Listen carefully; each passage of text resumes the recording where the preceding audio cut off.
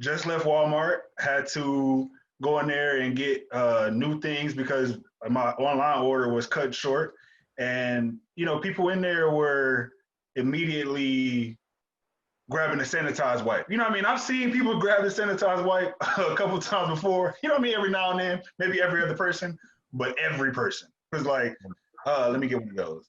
And this, so it's just like I think the coronavirus is bringing like a sense of awareness to people that I feel like it should have already been there, but uh, I think fear is like the main driving force that people are experiencing. Legit. So what do you think is driving that fear? Is it lack of information or people just kind of adding their own spin to it without taking the time? Second one. Because it's not lack of information. I feel like information is out there being pushed, but people don't want to take the time to read it. And people are putting, like you said, their own spin on it. And they just like, oh, this is it. When we've had several epidemics in the past and you still here. So I think that the fear is self-imposed, as with, traditionally all other fear. I think that the threat is real. So I don't want to minimize the threat, because the threat is real. Like, let's just say, like, this thing is spreading fast and it's, it is affecting people. But what I'll say is that we have sensationalized it to, at least on social media and within our circles, we've sensationalized it to a point where people are in such fear that they don't know what to do other than to stockpile and to dive even deeper into, I'll call it the rabbit hole of more just fear. So just think about it. Like, if you look at your social media, every single thing that you see is about the coronavirus, right? And it's what article is going to get shared. It's one that's saying how bad it is, or the next step is martial law, and then the next step is the whole government. Like, that's the stuff that people are reading. Like, even, and I love my wife to death, but she woke up at 2:00 the other day, and she has anxiety sometimes, and she literally at 2:00 was thinking about this. Like, okay, I'm at the hospital and I've got, Brian, I'm already immunocompromised. So like, if I get this virus, it's going to affect me worse. And then you got Scarlett, my daughter. So it's just this cycle of constantly thinking about it, constantly reading about it, constantly seeing it. And people are just like, they feel helpless. So when you're helpless, what do? You start to try to control things that you think you can control when you ultimately can't. So right, 100%. I think this is a time right now where leaders need to stand up and say something, right? And when I say leaders, I'm not just talking about presidents and prime ministers. I'm talking about leaders within the community, right? Because people right now, it is obvious that they're looking for some guidance. Yeah, we are living in a time where people act more like sheep than they do like shepherd. Meaning that they see someone do something, they think that's the right thing to do, and they all go run to do the same thing. And that's why you have people just taking these toilet papers like it's crazy. Like, we're talking about toilet paper. We're not talking about water. We're not talking about food. Right. Those are going as well. But milk, you know what I'm saying? Toilet paper. Like, you're locked up in your house and, God forbid you poop that much that you got to use all this toilet paper. Like, you can't use paper towel. You can't jump in the shower. Your toilet paper is lit. Like, your stock is just like through the roof, right? 100%. You gotta start investing now, baby. Invest in toilet paper stock for sure. But again, it's an example of people just doing something that really doesn't make sense. And at least to me, maybe someone listening might say, yeah, buying toilet paper doesn't make sense. But to me, and my point again is that this is when leaders need to stand up and say something, give some guidance where it needs to be given in terms of what is it that we really do need, how far do we go with everything. Let's remember, Tom Hanks, as far as I know, the last I heard, he has contracted it, him and his wife, right? The Prime Minister of Canada, Justin Trudeau, his wife has it as well, right? These people aren't going to die from it. I can pretty much promise you that. I'm not a doctor, but these people are not going to die from it. So my point being is that it is something that society has to be weary of, especially if you're older, your immune system is compromised. But for the most part, this is something that people sometimes catch and it's going to pass. So let's not lose our minds. Let's not go crazy. Understand that, yeah, of course, none of us want to catch anything. I don't even want to catch a cold if I can help it. However, if we can understand what it is and then take the proper steps that we need to take, then all of us are ultimately going to be okay. But again, we need to have people to stand up to say, these are the things we have to do, as opposed to running around like your head's cut off. Right. We have to listen to our professionals. Like, we got professionals, medical health professionals, who have studied their whole entire life for this moment. For this moment. So absolutely. I'm not a doctor, so I'm not going to get on, Facebook and share something that is completely out of the norm. Like, you have to listen to the professionals when it comes to this. And 100%. You're saying that people need guidance. Like, so I own a gym. And obviously, when you own a gym, writing things down and cleaning things is extremely important. But I was like, okay, I can see that people are starting to worry about this. Let me make a statement. Let me put out an email and literally explain to people, I'm going to keep doing exactly what I'm doing. There'll be hand sanitizer. I'm going to keep bleaching things. I've been doing that from the beginning.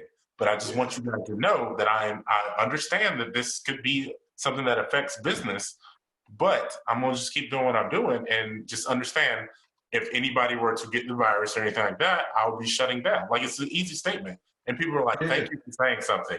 Thank you for taking leadership. Thank you for, putting that out there. I feel more comfortable frequenting your business or to continue to rock with you. So, like, you just have to listen to the people in charge and understand that people, their whole lives, have been working for this moment. So let them do their job. Like, you said, I think key what you said about just doing, like, keep doing what you've been doing. You know what I mean?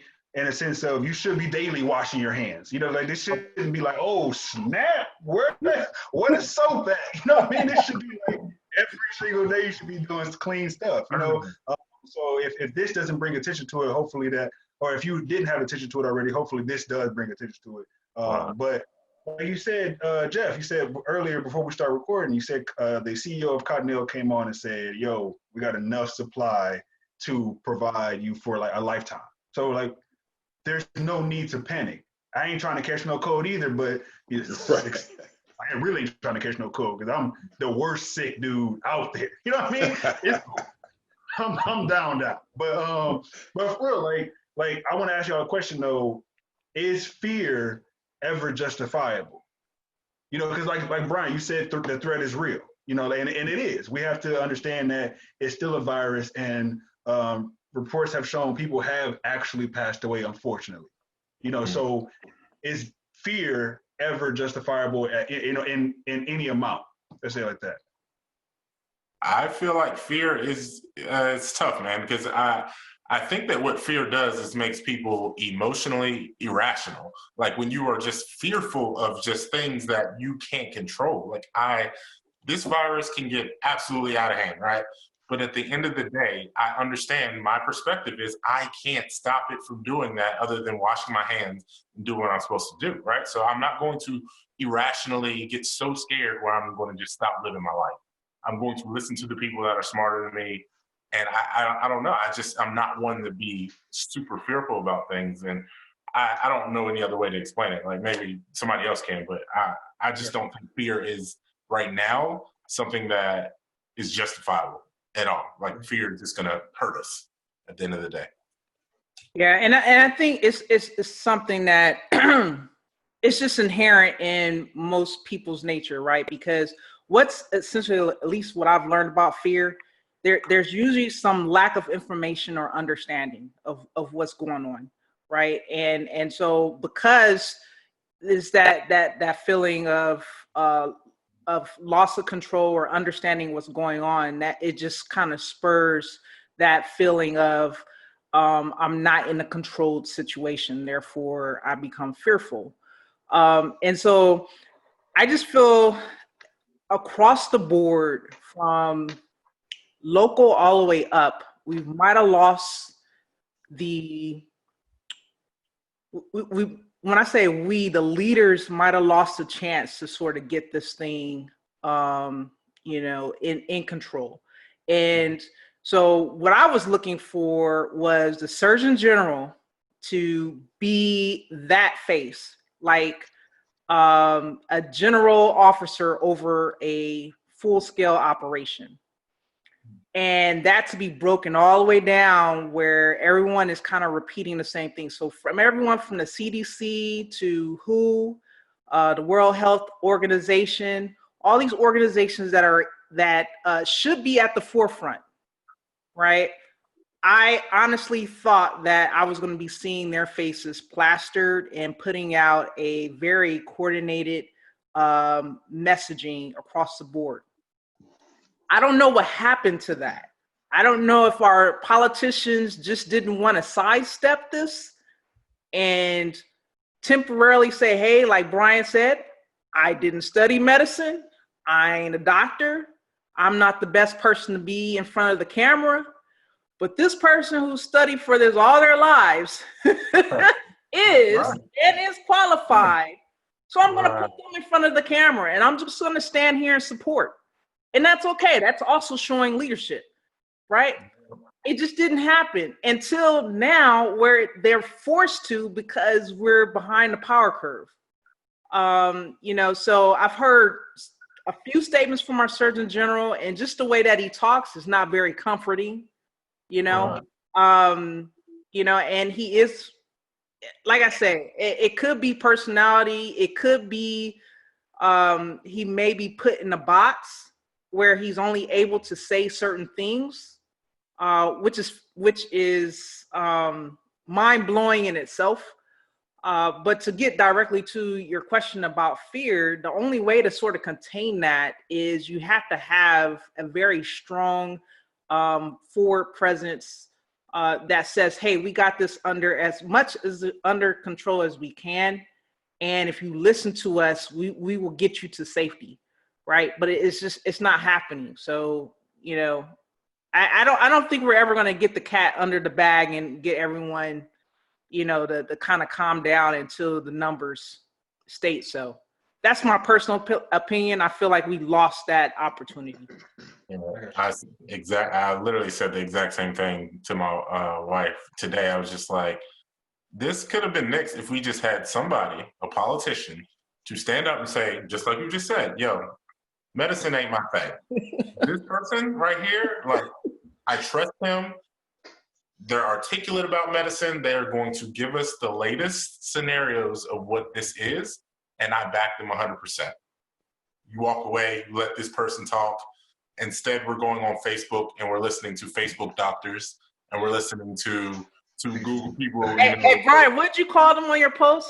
I just say you have a PhD off Google, and like I'm just not going to listen to you, but people are. Like people are listening to people who have their PhDs off Google. Like literally, they just coronavirus and just list off the things, and I'm just like, yo, that's not true. That's not true.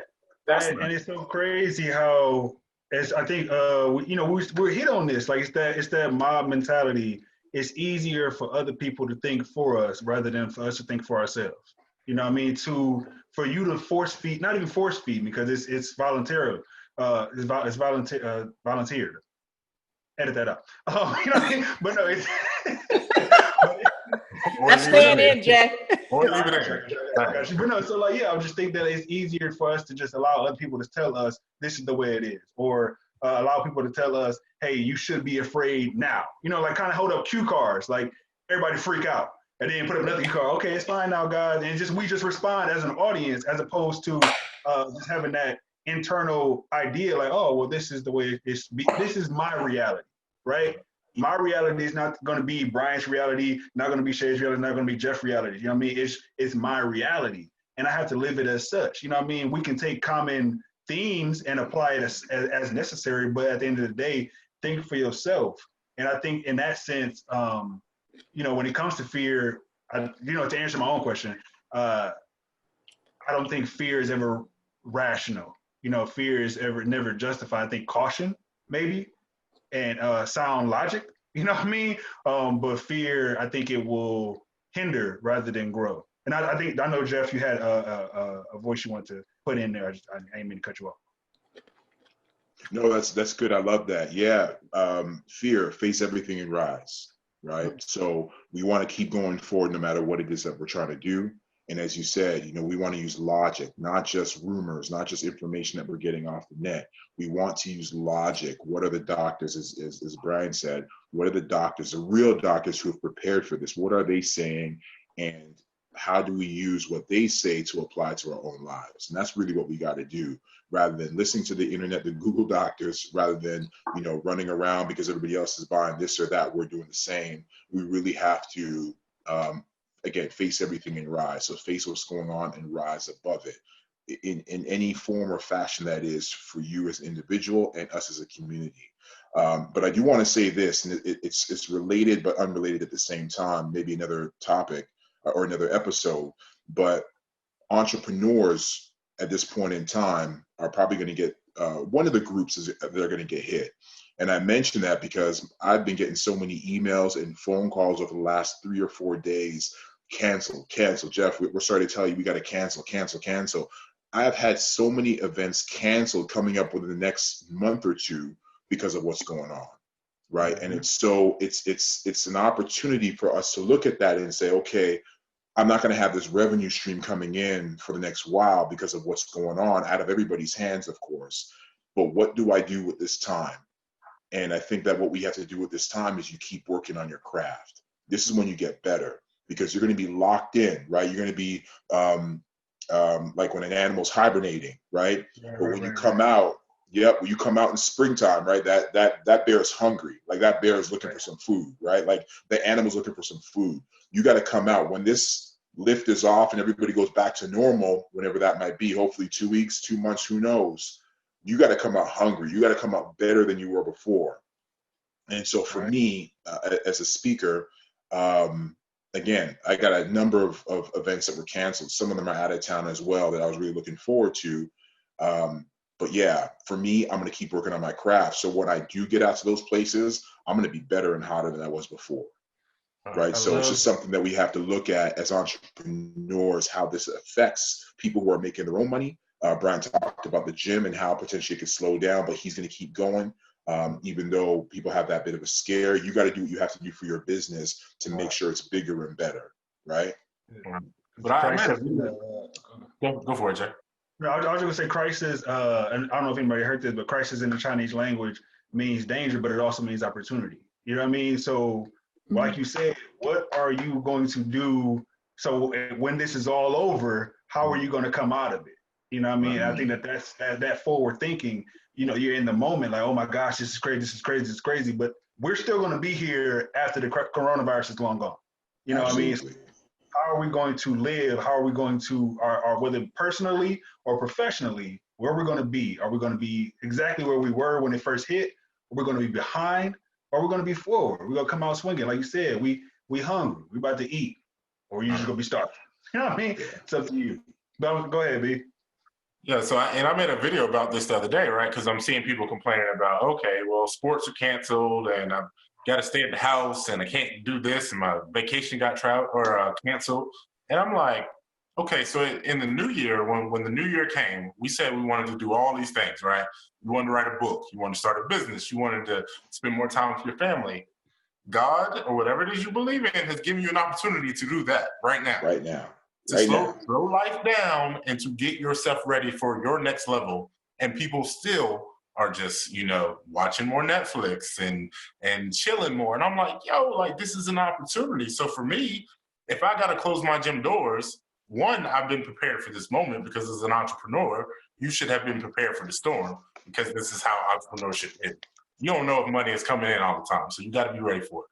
But two, I'm going to continue to do what I have to do to develop my skill set. Like I'm going to wake up every day and get better, just like Jeff said, get better so that when life picks back up, because it's going to pick up fast, and those same people who said that they wanted to do all this stuff and they didn't take that opportunity to actually do these things are going to continue to get left behind.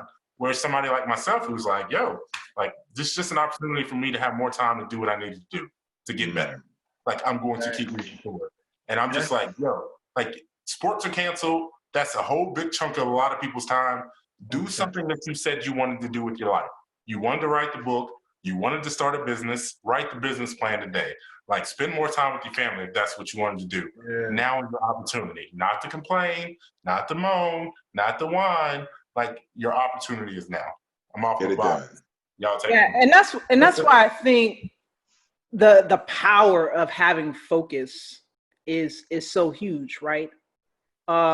Simply because, I mean, this is almost a perfect metaphor for, you moving along in life, everything is great, and then a storm hits and it just rocks your world. But if you were focused to begin with and know what it is that you're trying to strive for, when that storm comes or those temporary setbacks happen, you're able to stay set on the goal, and what is interesting and just listening to you guys is, again, it's like, how do you start working that so that when the setback happens, you kind of have something in store to propel you forward, instead of naturally letting that wind shift you onto your side or onto your heels, because you never had a prepared stance to begin with, so that's interesting. Like, do you think you've always had this, or did you have to just work on this time and time and time again? So now this is your 10th storm that has come into it, and you've already learned the stance. You've already, built the necessary strength. So this is not to say this isn't nothing, but it's like, okay, I've seen something like this before, so I know how to kind of get through this. Where someone newer to it may, like I said, be running around in a frenzy. Yeah, no, I think it's definitely it's life. You know what I mean? It's a blend of nature and plus nurture. You know what I mean? Like, to answer your question in the sense of, have you always had it, or have we always had it, for myself, or it's something that I've seen before time and time again? I would say both. It's something innately inside me that the constant storms help bring out. And I think, I really think it's in everybody. And I know that's the conversation we had back at Boss Weekend, where do we think it's like a light switch that everybody has, or do some people just not have it? I just feel like greatness is in everybody, you know what I mean? Or we are all capable of greatness. And the storms help to mold it if we allow it to.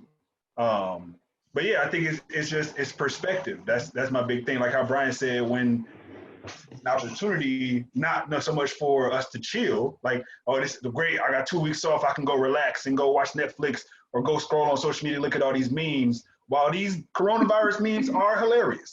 They are funny, bro. But this is not to do that. It's an opportunity to grow, develop, and be put into this incubator to where, after it's over, we can become, we can blossom and become the butterfly, or whatever case you want, however metaphor you want to put to it. So yeah, I think that to the people who, if this is your first storm in business, or in a personal development series, or whatever the case may be, know that it won't be your last, but know that you can get through it. Because we're living proof of it. Absolutely. I'm with it. Sweet. Sounds like we hit the end on the corona, man. But I do want to put out, like, for the people who listen, they probably like, hey, who was that coughed? Oh no, bro. Tell me why every time I need to cough, I like turn completely around in this chair. Can I catch it through the phone? Yeah. Can I catch it through the? Hey, no, bro. Think they can throw the headphones off. No, man. But yeah, definitely. These were gems, y'all. For just at the end of the day, like, know that, like you said, like Brian said, the threat is real. Don't minimize the threat, but maximize your opportunity. At the end of the day, know that you're in control of your life, and lead by that.